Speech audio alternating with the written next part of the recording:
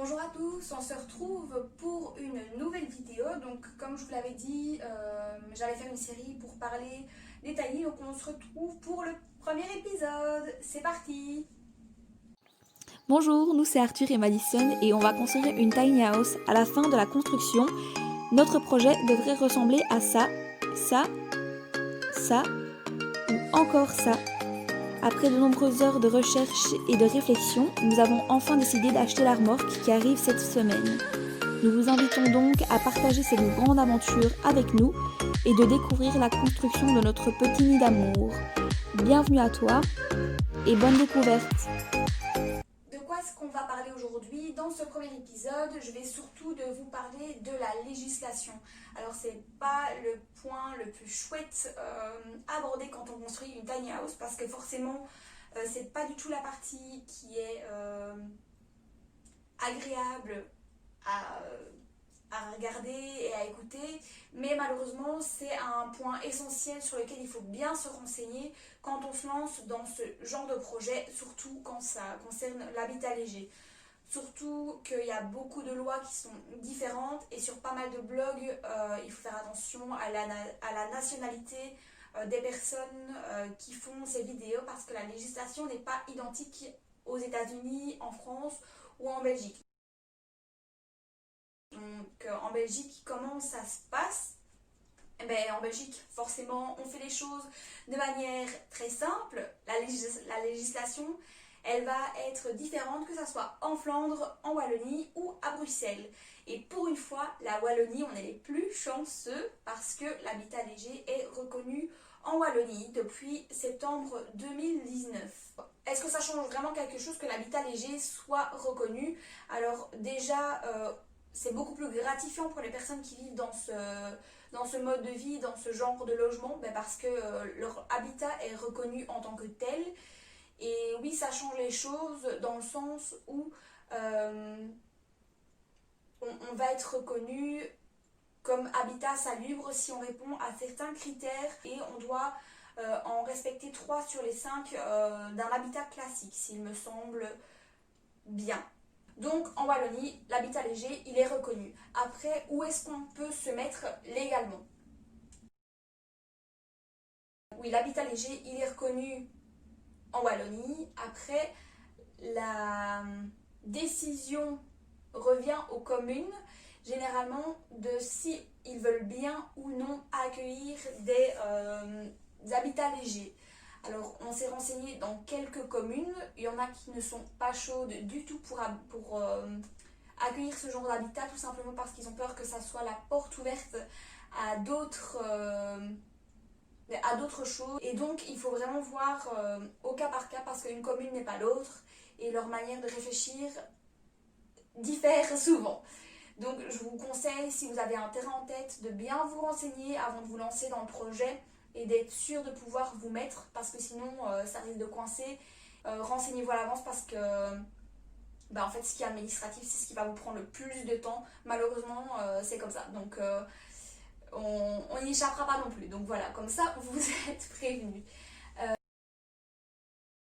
Où est-ce que vous pouvez mettre votre tiny house? Donc, dans les communes, il va y avoir plusieurs types de terrains. Il va y avoir les zones d'habitat, les zones rurales et les zones forestières, enfin rurales agricoles. Vous pouvez vous mettre sur une zone d'habitat sans problème. Donc ça doit passer par l'urbanisme. C'est une demande, donc en fait un permis de bâtir simplifié parce que donc vous devez vous mettre sur une zone d'habitat, sur un terrain à bâtir. Normalement, c'est sur ce genre de terrain que vous devez vous mettre.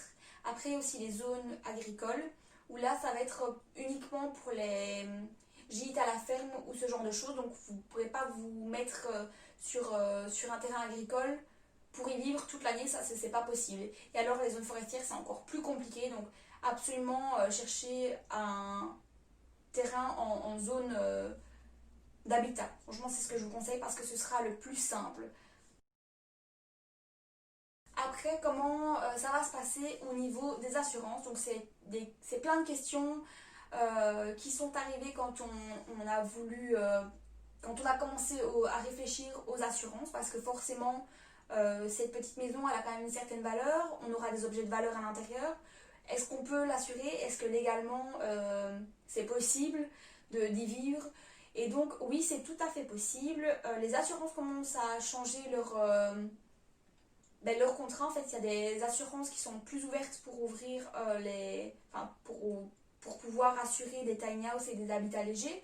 Donc nous c'est le cas chez CBC Assurance, chez qui on s'est renseigné. Ou sinon il va falloir partir sur des contrats d'assurance pour par exemple des caravanes ou des mobil-homes.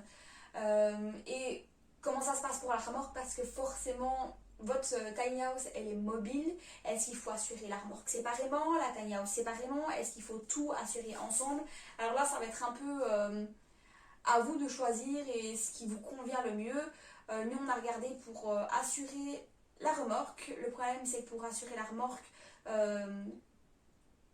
c'est un peu plus tendu parce que il faut un permis spécial pour conduire la remorque. Elle fait moins de 750 kg, mais elle a une masse maximale autorisée de 3 tonnes et demie. Alors ça va vous paraître un peu chinois, mais ces chiffres ça a une grande importance quand on se lance dans le projet. Donc quand on a une remorque qui peut supporter jusqu'à 3 tonnes et demie, il faut un permis BE. Donc le permis B ne suffit pas, il faut bien avoir le permis BE. Et là on s'est dit, est-ce qu'on peut assurer la remorque toute seule? Est-ce qu'il faut qu'elle soit liée à une voiture?